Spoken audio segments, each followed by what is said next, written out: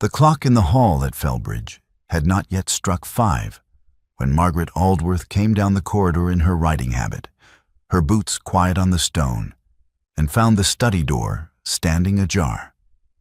She had expected James at his desk. They had agreed last night to ride at dawn, and he was never late.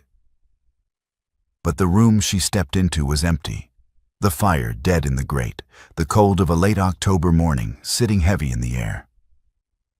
On the desk, beneath the unlit lamp, a leather journal lay open. She had never seen it before. She did not pick it up. She stood at the edge of the lamplight and read only what was visible from where she stood, the line at the top of the right-hand page, written in James's careful, unhurried hand. She must never find out. Charlotte was clear. 9 years and I have not faltered. Today I nearly did. Margaret did not move. The hall clock struck the quarter hour, and the sound of it moved through her like cold water. She turned to the window. In the orchard below, barely visible in the half-dark, James walked alone among the apple trees, with his hands deep in his coat pockets and his head down. And she watched him, the way a person watches something they believed they understood and must now learn again from the beginning. She had been married to this man for 11 years. She looked at the journal, and then at the figure in the orchard, and she did not know him at all. She did not touch the journal again. She left the study as she had found it, door ajar, journal open, fire cold, and went upstairs to change out of her riding habit. There would be no ride this morning. She did not send word to the stables.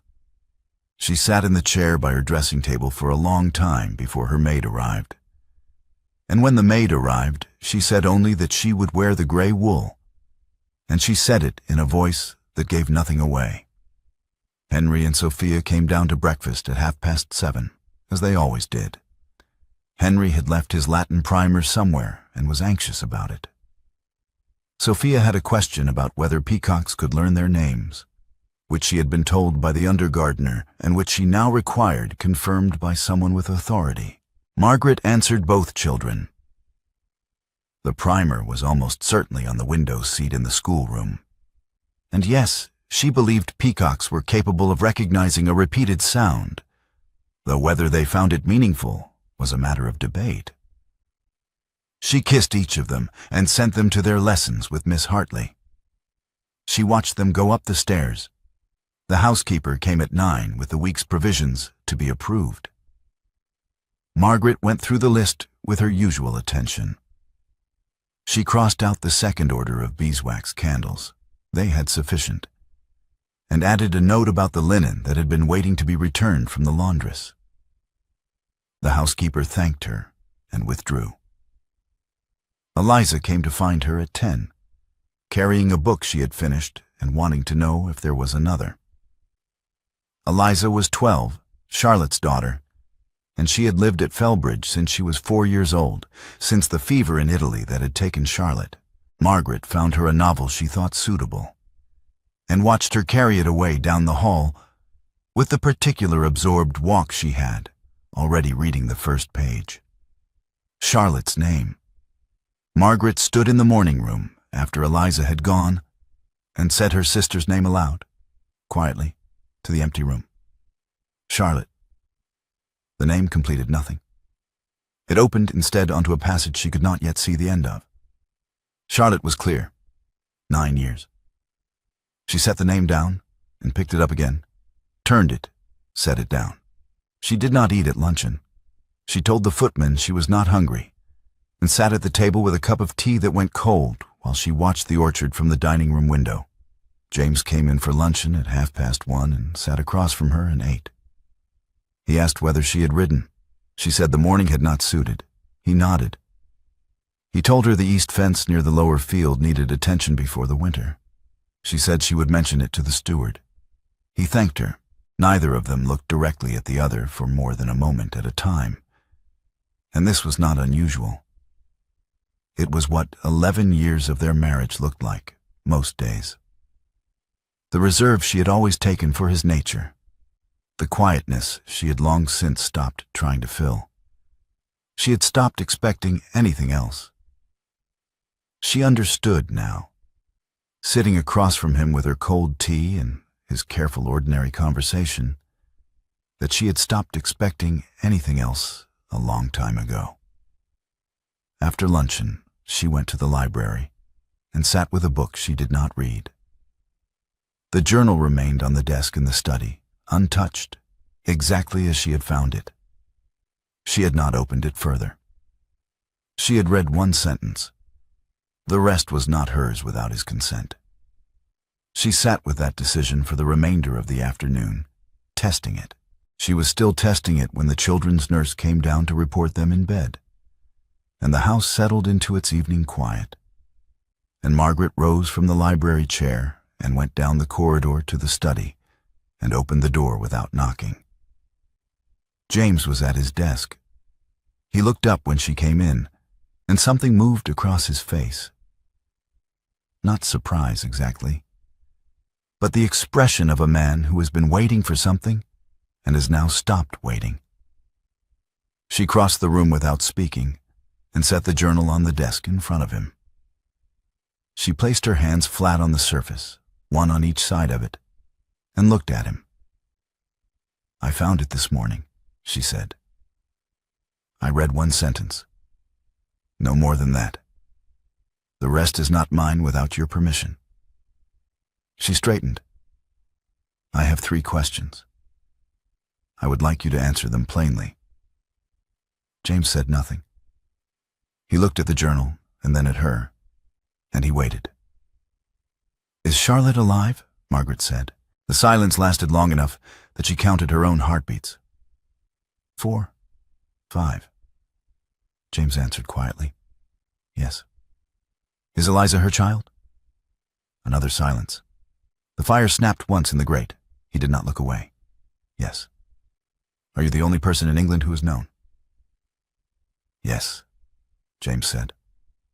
"For 9 years." Margaret had believed, coming down the corridor, that she would weep. She did not weep. She found that she was standing very still, the way she had stood in the study at 5 in the morning, and that the stillness had the same quality, not calm, but the suspension of everything that usually moved in her, held motionless by the weight of what she was being asked to hold. "Why was I not told?" she said. "Charlotte forbade it." James's voice was even. He was not deflecting. He was giving her the plain fact. "She came to me 3 years into our marriage. She arrived at the side door in the middle of the night, in November, with a child and a name that was not hers. She asked me to keep her secret. She gave me her reasons. I believed them sufficient to justify it. I have continued to believe that, though I have not always found it easy." "Her reasons," Margaret said. "Which were?" "That the man she had gone with was not dead when the letter said he was. That Eliza's legitimacy could not survive the truth of her parentage without destroying the child's life. That your mother would not survive knowing Charlotte had chosen to remain hidden rather than come home." He paused. "That you would not survive knowing she had been alive all the years you spent grieving her." The room was very quiet. "She made that decision for me," Margaret said. "She did." "And you kept it." "I did." Margaret picked up the small brass letter opener from the corner of his desk and held it, without looking at it, without any particular awareness that she was holding it. "Did you wish you had told me anyway?" James was silent for a long time. The fire had burned low, and the light in the room was amber and unsteady, and he sat in it with his hands on the desk and his eyes on her face. "Yes," he said at last. "Every day for 9 years." Margaret set the letter opener down. She heard the small sound it made against the wood, and the sound was very precise in the quiet room. "The carriage will be wanted in the morning," she said. "I am going to the Dower house. I need to think, and I cannot think here." She moved toward the door, and then she stopped with her hand on the frame. "You are not to come until I send for you." She went upstairs without waiting for his answer. At first light, Margaret kissed both children in the nursery, Henry still half asleep, and Sophia asking with immediate wakefulness whether she was going away. Margaret told her she was going to the Dower house for a short while because her nerves required quiet. Sophia accepted this with the pragmatic gravity of 7 years and asked whether she could visit. Margaret said perhaps in a little while and kissed her again. The dowager, James's mother, visiting that month from her house in Bath, was in the breakfast room when Margaret came down with her maid and her traveling bag. She was a small, sharp-eyed woman of 68 who had survived a great deal and concealed very little of her own intelligence behind the conventions she observed. She looked at Margaret's bag and then at Margaret's face. "Your nerves," the dowager said. "Yes," Margaret said. "A few days. I find I need the quiet." The dowager looked at her for a moment longer than was comfortable. "I will look after the children," she said finally. "Go and rest." Margaret thanked her and went out to the carriage. James stood in the doorway of the house. She felt him there without turning, and she heard the door, but did not hear footsteps behind her, and she did not look back. The household would see. The household would draw its conclusions. She could not manage that now. The 2 miles to the Dower house took 20 minutes in the morning cold. The house sat at the edge of the Fellbridge property behind a stand of beeches, and it had been empty since the dowager had given it up for Bath 4 years ago. It smelled of disuse when the door was opened. Cold air, old wood, the faint mineral trace of a fire not lit since spring. Margaret's maid went immediately to lay a fire in the parlor. Margaret sat down in the armchair nearest the empty grate, still wearing her traveling coat, and looked at the wall. She had given James an instruction. She had told him he was not to come until she sent for him. She turned the sentence over and listened to it. In 11 years of marriage, she had managed the household, raised the children, made the social arrangements, answered every practical question that came to her. And she had done all of it within the understood limits of what a wife in her position did and did not direct. She had never given James a direct order about his own movements. She had not known, until she heard herself say the words, that she was capable of it. The fire caught in the grate, and the room began, slowly, to change temperature.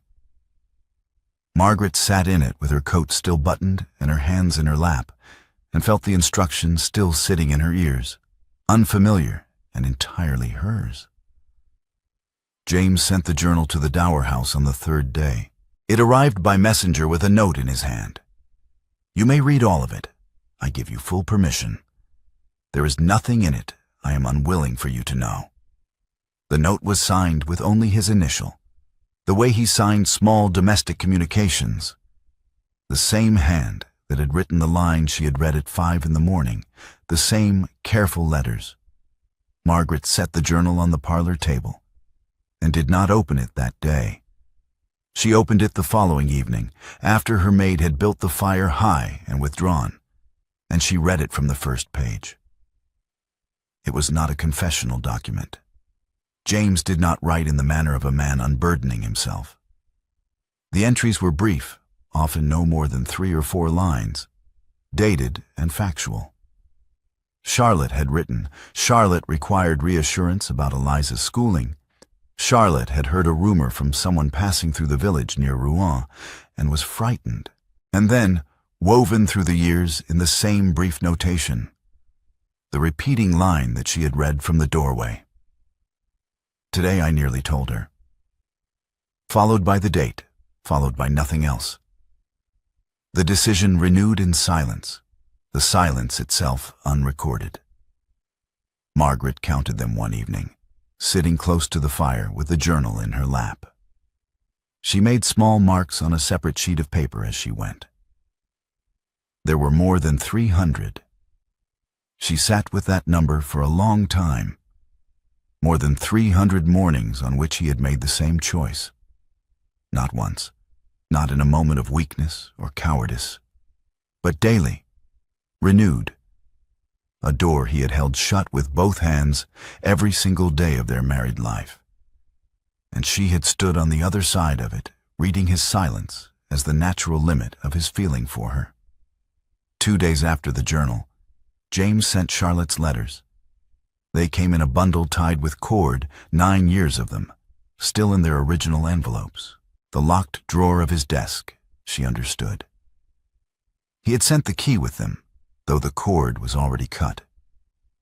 Margaret sorted them by date and began to read them in order, one per evening, and Charlotte's voice came back to her across 8 years of grief, not the voice of a ghost, but the voice of a woman who was frightened and determined, and making choices she believed she had no alternative to, and who had been writing to Margaret's husband every month for 9 years because she could not write to her sister. On the 14th day, James rode over in cold rain. Margaret heard the horse on the gravel and went to the parlor window and saw him dismount, soaked through, and come to the door. She heard her maid admit him and heard him say he would wait. She did not go to the entrance hall. She stood in the parlor doorway and looked at him from there, his coat dark with rain, his hair wet, his hands at his sides. He did not ask to come further. He stood in the entrance hall and looked back at her. She crossed to the coat hooks by the door. His own thick wool shawl was there, left at the Dower house years ago, during some visit she no longer remembered clearly. She took it from the hook and set it on the bench beside him. She did not hand it to him. She placed it where he could reach it, and then she turned and went back upstairs. And she heard, a moment later, the sound of the front door closing. When she looked from the upstairs window, he was mounting his horse again, the shawl across his shoulders, and riding back toward the main house in the rain. She watched him go, and she stood at the window until he had disappeared among the beeches. The following week, she sent him a note. "I will walk in the orchard on Thursday at 2 o'clock. You may join me if you wish." She signed it with her full name, which was not how she usually signed notes to her husband. She was aware of the formality. She let it stand. He came on Thursday at 2 o'clock. They walked the length of the orchard without speaking at first, the frost still on the grass in the shadow of the wall, their breath visible in the cold air. Margaret asked him about the east fence. She had not forgotten. And he told her the steward had seen to it. She asked about Henry's Latin primer, which had apparently still not been located. James said it had been found behind the piano bench in the drawing room, which neither of them could account for. She almost smiled. She did not. On the third walk, 2 weeks later, she stumbled on a root hidden under fallen leaves. His hand came to her elbow immediately, steadying her. And then, he did not release it. Not for the length of time steadying required. Several seconds passed, and his hand remained, and neither of them spoke, and Margaret did not pull away. When he finally let go, his hand returned to his coat pocket. Her arm, where his hand had been, did not return to anything. She kept walking. He walked beside her. The dowager arrived at the Dower house without sending word ahead on a Tuesday afternoon, her carriage coming up the drive with the particular speed of a woman who has decided to arrive before she can be discouraged. Margaret received her in the parlor. The dowager sat down, accepted tea, looked at Margaret's face with the measuring attention she had always employed, and said, without preamble, "Tell me what is happening with my son." "Nothing is happening," Margaret said.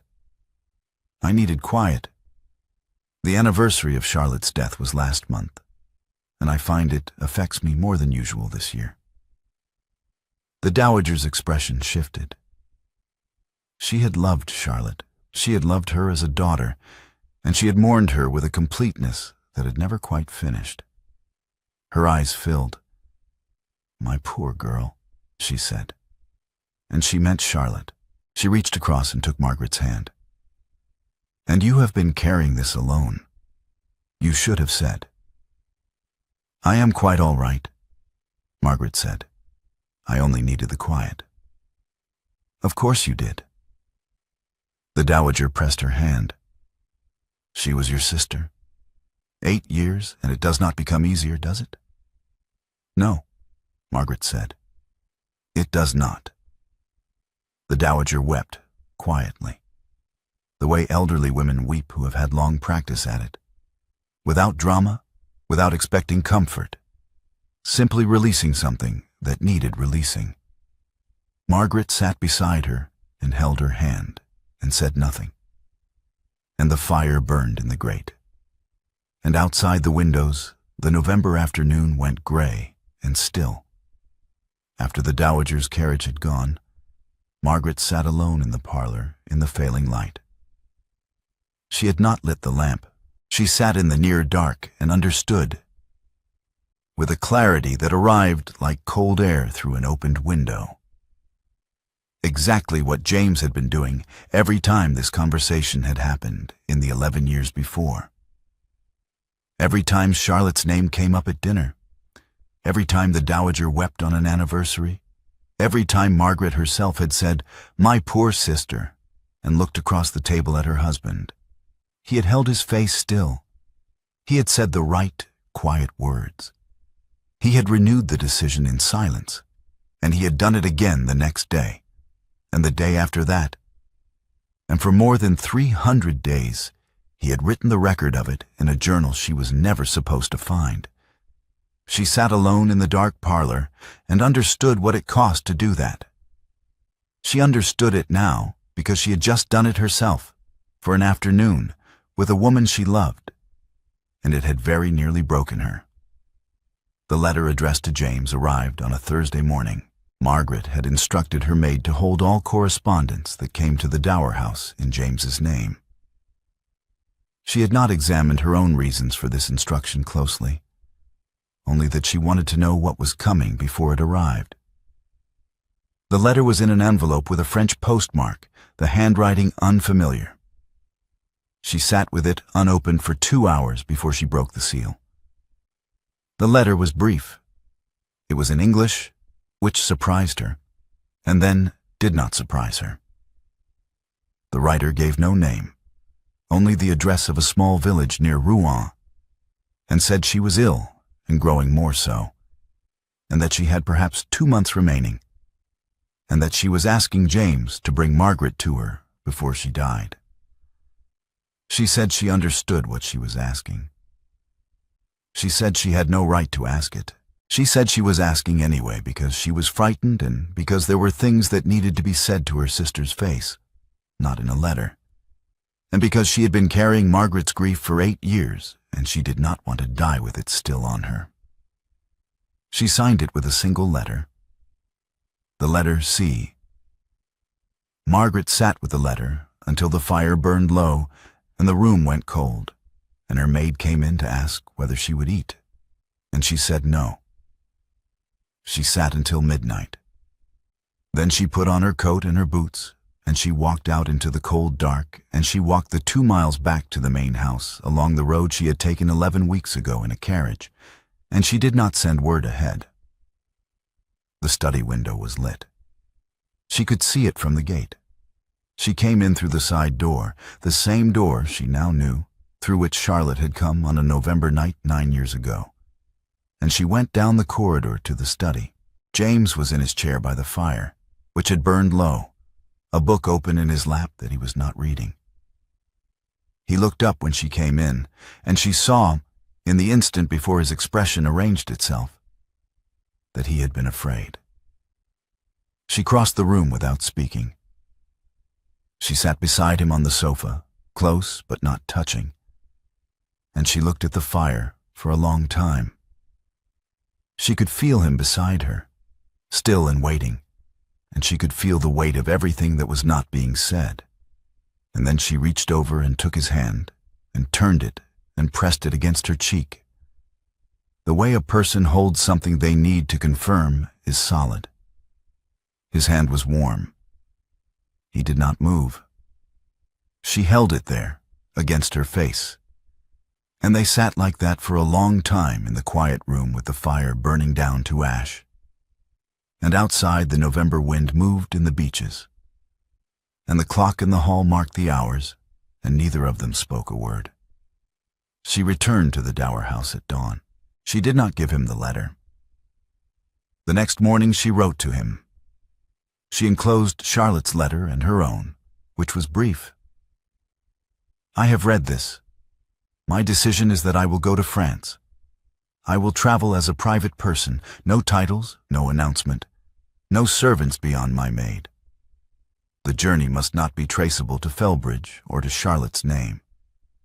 You may come if you choose. I will leave on Saturday week. She sealed it and gave it to her maid to carry to the house. And then she went to the window and stood there for a while, watching the beaches. The Dowager came again on Thursday. She had heard, through whatever channels the Dowager employed, that preparations were being made, and she arrived with the directness of a woman who has decided the time for patience is finished. Are you leaving, James? She said, before she had even sat down. Margaret answered steadily. No. Then what are these preparations for? A journey, Margaret said. A private matter. I am not at liberty to say more than that. The Dowager studied her face. Margaret met her eyes and kept her expression even and waited. The Dowager was not a woman who was easily managed, and she had known Margaret for 11 years, and she was not satisfied. But she did not press. She set down her teacup and said quietly, Margaret, when you are ready to tell me the truth, I will be here. The words landed with the precision of something thrown accurately. Margaret felt the impulse to speak, to say, your daughter is alive, and she is dying, and I am going to her. And she held it physically, the way you hold a door against something pushing from the other side. And she said, thank you. I know that. The Dowager left. Margaret sat in the parlor alone and pressed her hands flat on her knees and breathed. Eliza came the following afternoon. She arrived at the Dower house with a note from Miss Hartley requesting permission for an excursion to the village, which was the nominal reason. But she stood in the parlor doorway afterward with the book she had finished under her arm and looked at Margaret with the clear-eyed gravity she had always possessed, even as a very small child, and said, Aunt Margaret, why are you sad? I am not sad, Margaret said. You are, Eliza said without accusation. You have been sad for weeks. Everyone can tell. Margaret looked at her. This 12-year-old with Charlotte's dark eyes, and Charlotte's particular way of standing, chin slightly lifted, as if she were always prepared to hear something difficult. Grown people are sometimes sad for reasons that are hard to explain, she said. It is not anything you have done. It is not anything you need to worry about. I know it is not my fault, Eliza said, with the matter-of-fact clarity of a child who has thought about this. I only wanted to say that I would help if I could. I know I cannot, probably, but I would. Margaret stood up and crossed to her and put her arms around her. And Eliza, who was at the age when embraces from adults were sometimes tolerated and sometimes resisted, leaned into it without hesitation. She smelled of cold air and the particular wool of her school coat, and she was warm, and she was Charlotte's child, and she did not know it.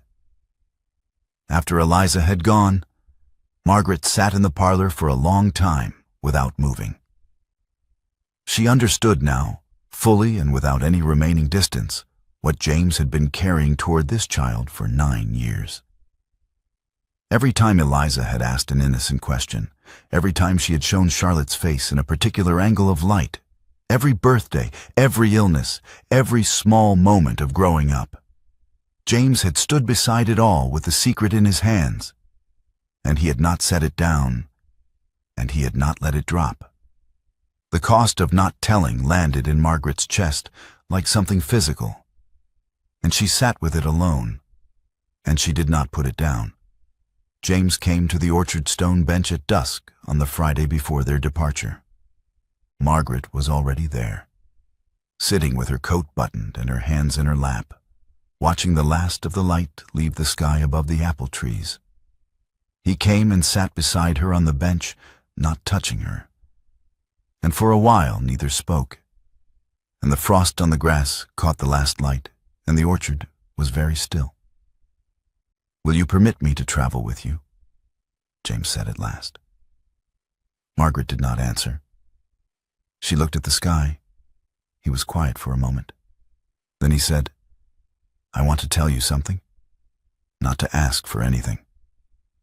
I want you to understand what these 9 years have been, from the inside." She turned her head and looked at him. "Every dinner," he said, "where your mother spoke of Charlotte, and I sat across from you and held my face still. Every time you said, 'My poor sister,' and you said it often because you loved her, and you were still grieving, and it was entirely right that you said it. I had to decide again, in that moment, to say nothing. Not once. Every time, a new decision." He was not looking at her. He was looking at the ground between his feet, and his voice was level, the way it always was, except that it was also stripped of the usual careful management. "Every night, I watched you sleep and thought about what it would cost you to know, and what it was costing you not to know. And I could not find an answer that did not destroy something." He paused. "I told myself I was protecting you. Charlotte had told me I was protecting you. After a few years, I was no longer certain that was true. I thought perhaps I had simply become afraid." "Afraid of what?" Margaret said. "That you would leave," he said. "Not because of the secret, because of what the keeping of it had made me. I could not be present in this marriage the way I wanted to be. The secret was always between me and anything honest I might have said. I watched you decide over the years that my reserve was my nature. I watched you stop expecting more from me. And I let you believe that, because the alternative required me to tell you something that was not mine to tell." Margaret was quiet. The last light was almost gone. Somewhere in the orchard, a bird moved in the branches. "I am not asking you to forgive me for keeping Charlotte's secret," James said. "It was not mine to give. I am asking you to forgive me for what the keeping made me become in this marriage. For the years you spent believing you had a husband who was simply closed. For every time you reached toward something between us and found nothing there, because I had put nothing there because I was holding something else with both hands."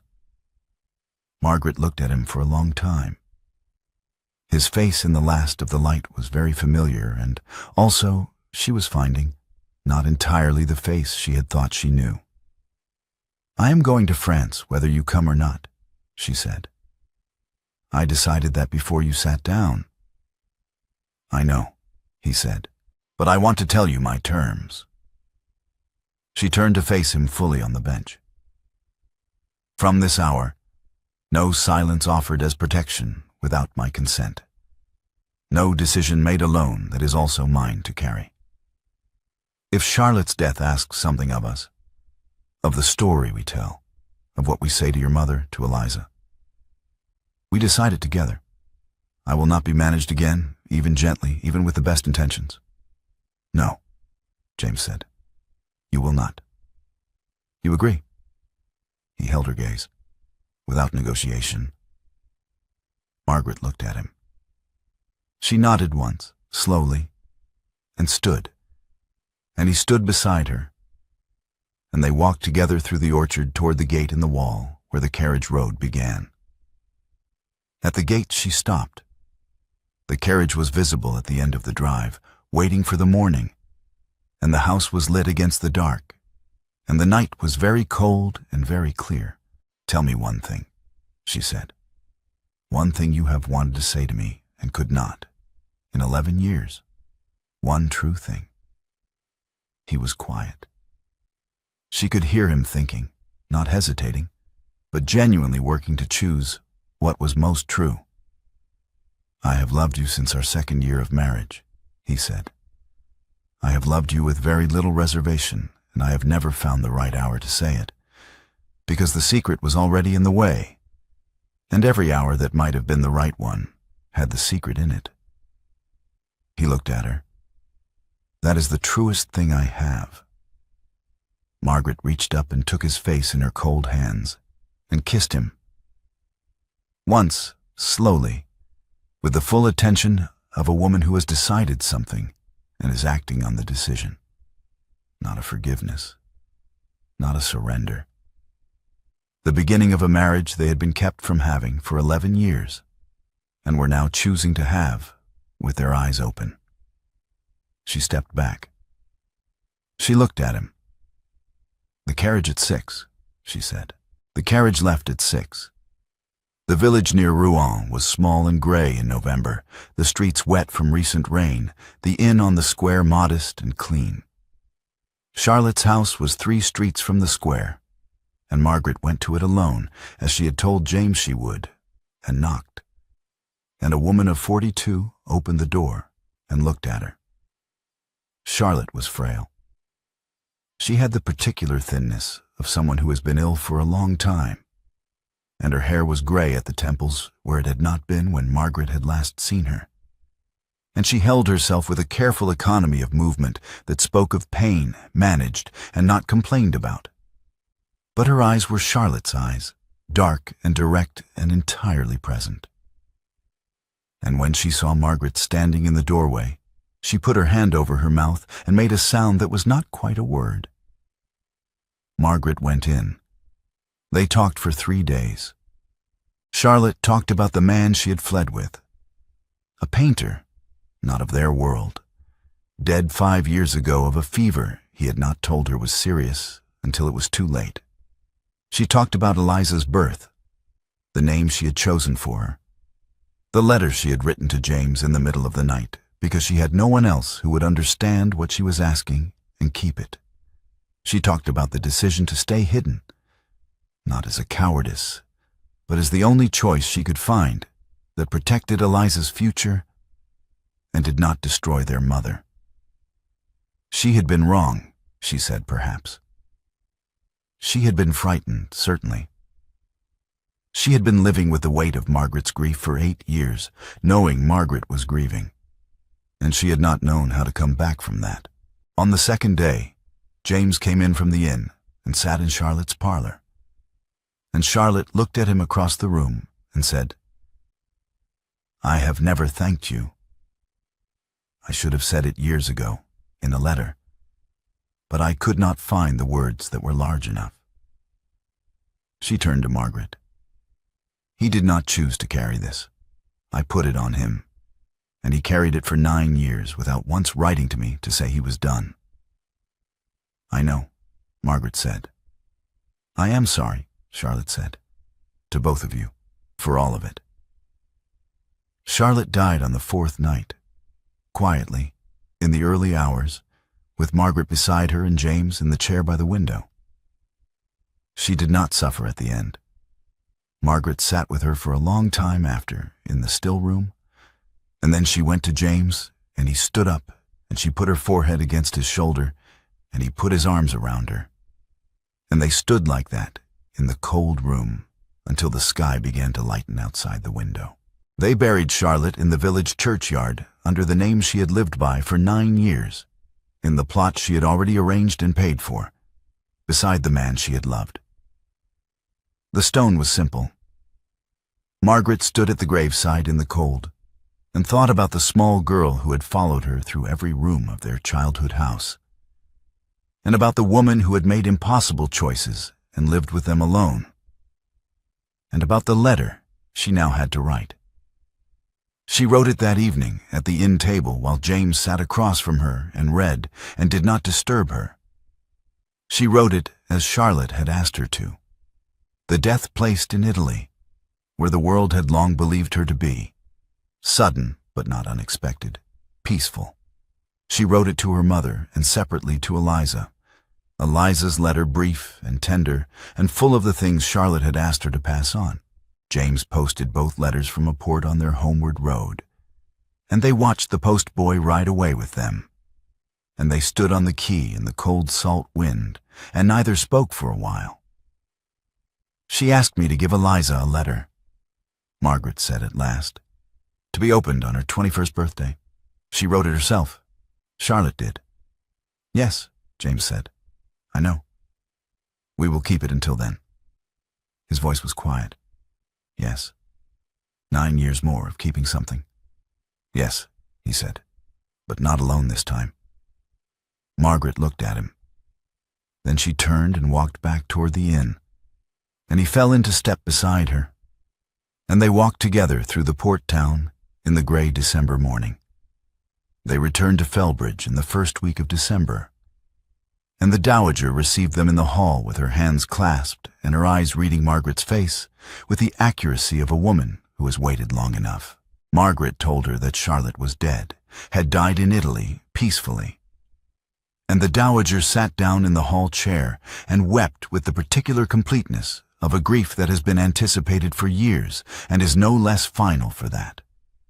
Eliza received the news with a stillness that was not coldness, but the gravity of a child who has long been told her mother was gone and must now accommodate a second ending. She asked whether her mother had been in pain. Margaret said no. She asked whether she had known about Eliza.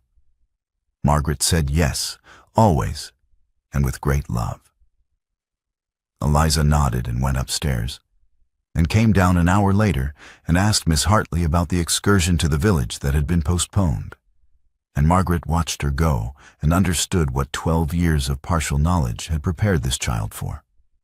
The household resumed. Christmas came. The Dowager stayed through January. James went back to the business of the estate, and Margaret went back to the business of the house. And from the outside, nothing was different, and from the inside, everything was.